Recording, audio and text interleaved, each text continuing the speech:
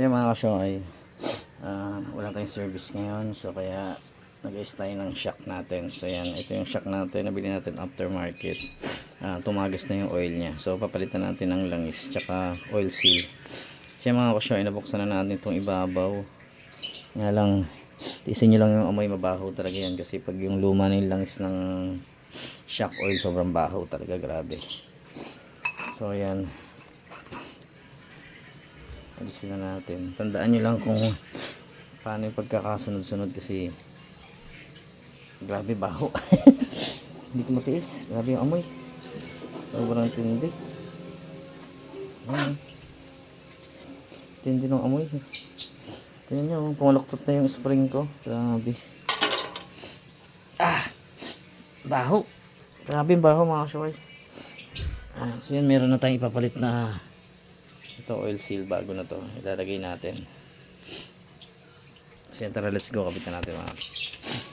So yan mga kasyoy, natanggal na natin yung langis sa loob. So yan yung oil seal niya, papalitan natin. So yan, sa pagpapalit nito mga kasyoy, kailangan may tools kayo, kasi merong yan, may allen yan dito sa likod, tapos dito sa loob meron kayong pipigilan dyan para makalas nyo tong tubo na ito mga kasyoy. Yan.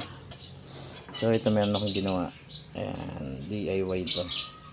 So papasok nyo lang yan dyan sa loob. Ayan, ayan, mararamdaman nyo, ayun o, lumuwag na siya. So pag lumuwag na yan, pwede nyo na hugutin yan. Ayan, ganyan lang kasimple. So hindi lahat meron ganitong tools. Ito ano lang to, improvise lang yan. Ginawa lang natin yan. Yan yung mga nakikita ko kasi sa ano, sa mga nagkakalas ng ganito. Hindi lahat kasi rin nagkakalas ng ganito, lahat ng shop. Karamihan ayaw tumanggap din ng ganito kasi medyo mahirap na trabaho. Ayan, nasa likod.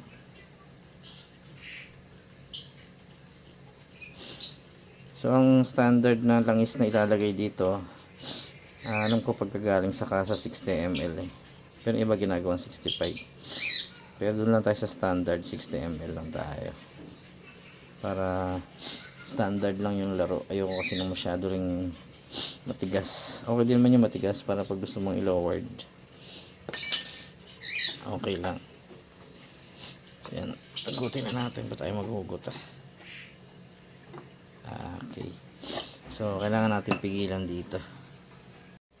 Siya mga kasyoy, nakalas na natin. So, hugutin na natin siya. So, ayan na siya. So, nahugot na natin.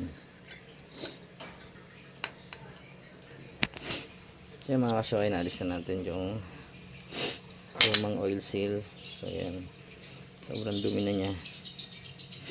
So, yan sa pagkakabit mga kasyoy, yung lumang oil seal, yan din yung gagamitin natin. Lagay nyo yung bago dito, tapos patong nyo dyan para pag pinukpok nyo hindi masira yung goma. So papatong nyo yung luma tapos yung bago. Siya pakita na kasyoy, nakabit na natin yung bagong oil seal. So hindi ko na ginamit yung luma, ginamitan ko na lang siya ng saktong tornilyo dyan. Ito, yan, nilagyan natin ng ganito, tapos pinukpok ko na lang siya dyan para at least sabay yung pasok niya, pantay na pantay. Kasi nangyayari dyan minsan hindi masyadong nakabaon dito or dito sa kabila. So kailangan sabay mo siyang sabay yung pagpasok niya, kasi nga goma lang yan, hindi naman bakal. So let's go, kapitan natin mga kasyoy. So mga kasyoy, ito na yung finished product ng gawa natin. So ayan, check natin yung bounce nito. Ayan,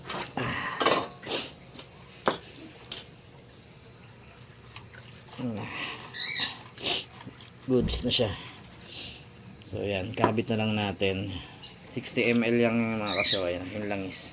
So sa pagkakabit pala nyan, pag naglalagay kayo ng langis, ibaba nyo muna to hanggang dito, kasi para walang hangin na mistak sa loob. Tapos saka nyo iangat pagka nalagyan nyo na ng langis. So yan, thank you for watching mga kasyoy. Ganun lang kasimple, madali lang baklasin yan basta meron kayong ganitong tools, gawa kayo.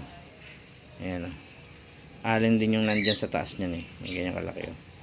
So pag di mo kasi pinigilan yung sa ilalim, wala, sablay, tabingi yung laro nung ano. Kaya tumabingi yung spring ko, nangyari hindi pala sinigipan ng gumawa nito nung una.